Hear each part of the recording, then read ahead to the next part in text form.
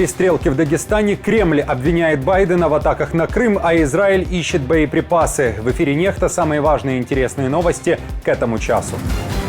Украина хочет дотянуться до российских аэродромов. Почему Белый дом медлит с принятием решений и какую альтернативу предлагает Трамп?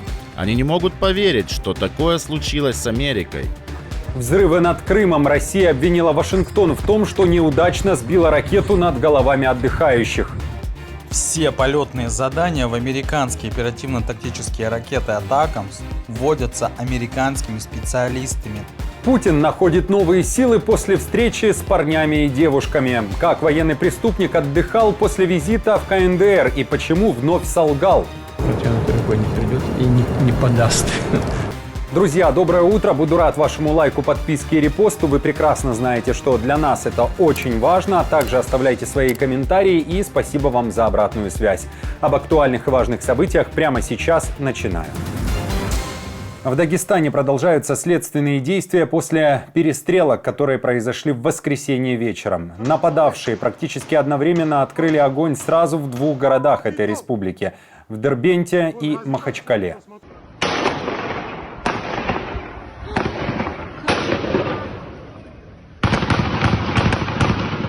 Нападавшие целились, в частности, по правоохранителям, напали на пост ДПС. Также атаки были направлены на синагоги и православные храмы. Был объявлен план «Перехват». В первые минуты информация о количестве жертв постоянно менялась. Сообщалось о как минимум 5 погибших и еще 9 раненых полицейских. Преступники убили также священника и охранника. Кроме того, очевидцам удалось снять лица стрелявших в тот момент, когда они захватили один из автомобилей ППС и вели прицельный огонь. В Дагестане сообщили, что 2 нападавших ликвидировали. Также были задержания на одном из пляжей. В Дербенте и Махачкале неизвестные предприняли попытку дестабилизации общественной ситуации. На их пути встали сотрудники дагестанской полиции. Паника и страх – то, на что эти нелюди рассчитывали в первую очередь. Этого они от дагестанцев не дождутся. Свидетели говорили, что задерживали якобы тех, кто причастен к нападениям. Кроме того, стрельба произошла и на границе России с Абхазией. По данным российских пропагандистов, 1 человек погиб и 3 были ранены в результате перестрелки в районе КПП на реке Псол. В России обвинили Вашингтон в обстреле Севастополя. Такой была реакция на вчерашние взрывы над полуостровом, когда прямо над головами отдыхающих российские войска начали сбивать ракеты. Осколки от сбитых ракет полетели на людей. Все полетные задания в американские оперативно-тактические ракеты «Атакамс» вводятся американскими специалистами на основе собственных данных спутниковой разведки США.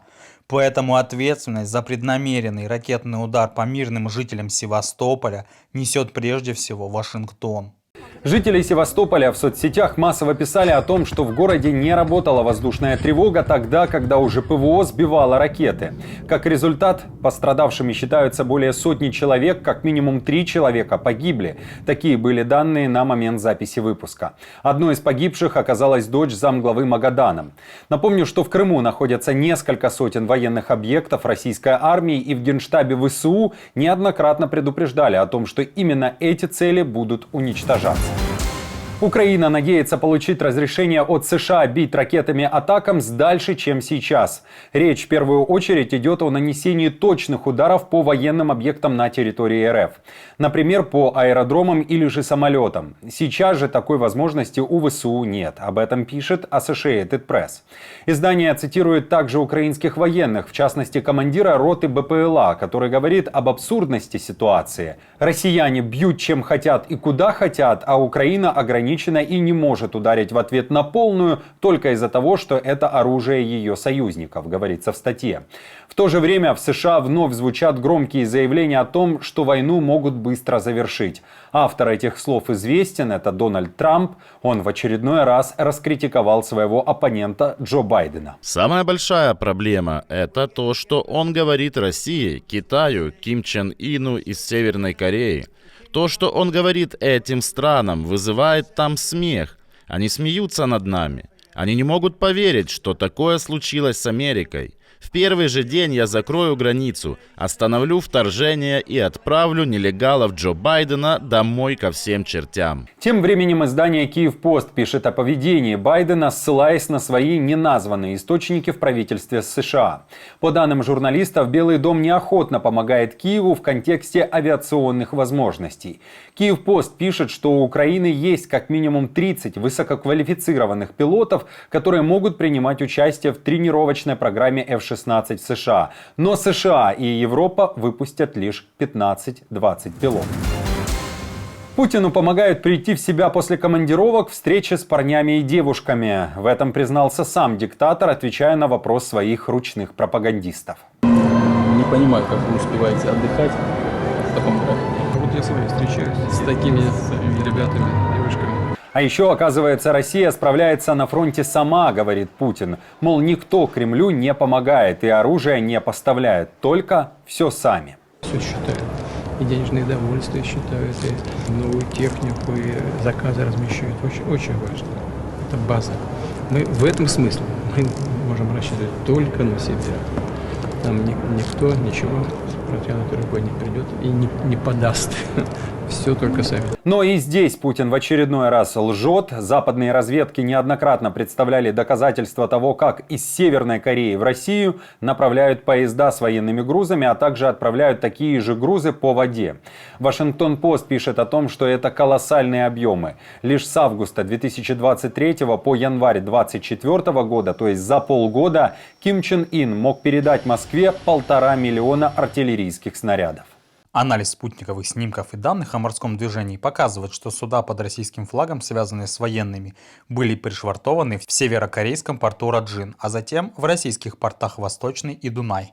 Согласно полученным данным, большая часть взрывчатых веществ была отправлена на объекты в России в течение недели после прибытия. Напомню, что на прошлой неделе Путин побывал в КНДР. Сейчас у него крайне ограниченные маршруты для путешествий из-за того, что он является подозреваемым Международным уголовным судом. Так вот, в Пхеньяне вместе с Ким Чен Ыном он подписал договор о стратегическом партнерстве КНДР и России.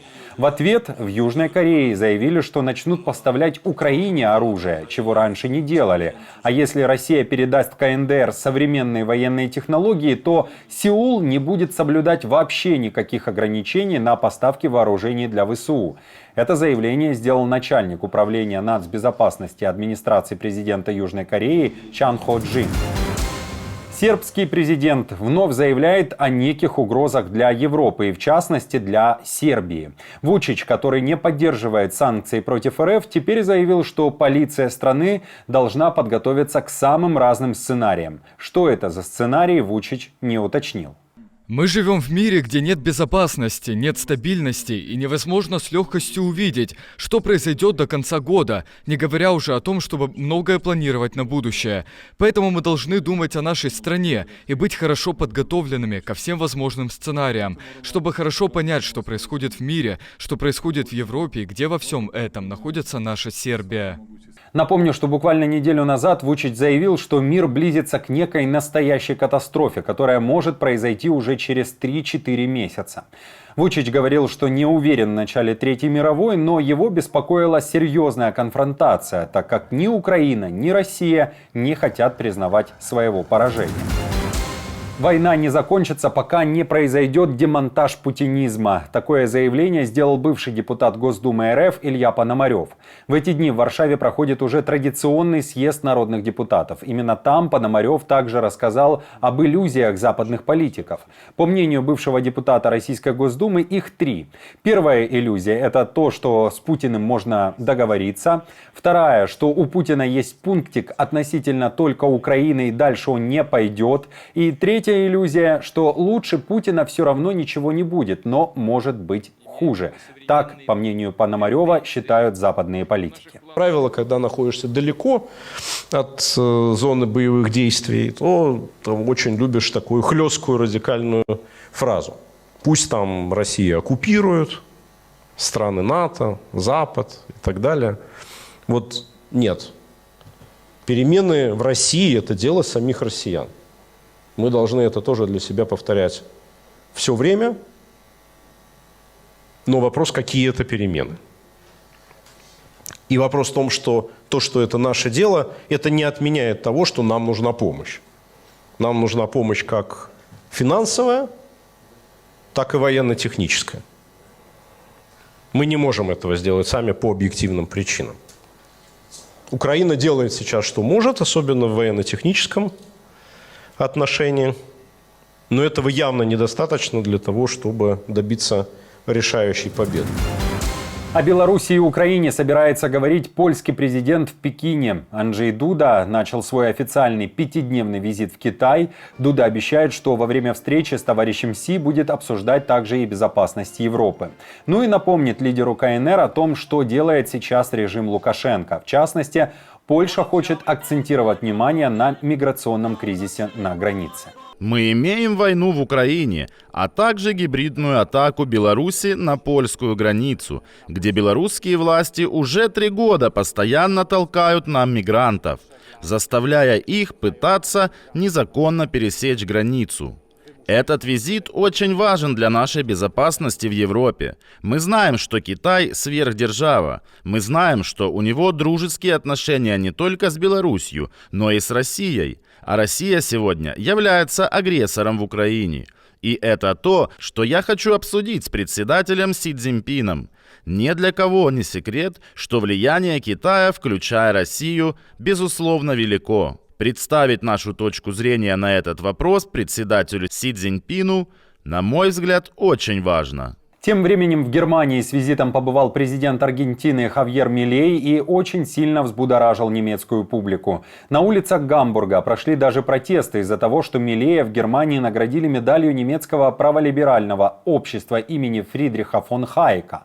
Такую награду он получил, потому что якобы представляет южноамериканскому государству возможность встать на путь, цитата, который вернет страну к процветанию, пишет Deutsche Welle. Издание уточняет, что решение вручить эту медаль политику с правопопулистскими взглядами раскритиковали 2 группы активистов, которые к приезду Милея запланировали, а после и провели протесты на улицах города.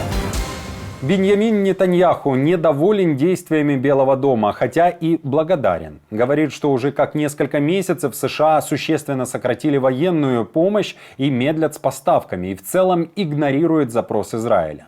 Нетаньяху уверяет, что Байден не реагирует сейчас на его просьбы. Именно поэтому израильский премьер решил записать видеообращение. С самого начала войны Соединенные Штаты оказывали нам очень важную поддержку, как духовную, так и материальную, в том, что касается мер обороны и нападения. Но около 4 месяцев назад произошло резкое сокращение поставок боеприпасов из США. В течение нескольких недель мы обращались к нашим американским друзьям с просьбой ускорить поставки. Мы делали это снова и снова. Мы делали это на высоком и на всех уровнях. И я хотел бы подчеркнуть, мы делали это тайно. У нас были различные объяснения, но фундаментально ситуация не изменилась. Друзья, спасибо вам за поддержку, вы наша опора. И напомню, что ваша помощь и участие помогает нам делать работу и видеться с вами каждый день. Постоянных донаторов и их комментарии вы видите сейчас на экране, и мы благодарны за эту поддержку. Если же вы хотите присоединиться к их числу, то нажимайте на кнопку «Спасибо» под нашим роликом, оставляйте свой донат или становитесь постоянным спонсором канала. Мы с командой продолжаем следить за самыми важными новостями. Оперативную информацию от Нехта ищите, как всегда, в наших телеграммах или на платформе X. Спасибо за доверие и то, что остаетесь с нами. До новых встреч и хороших вам новостей.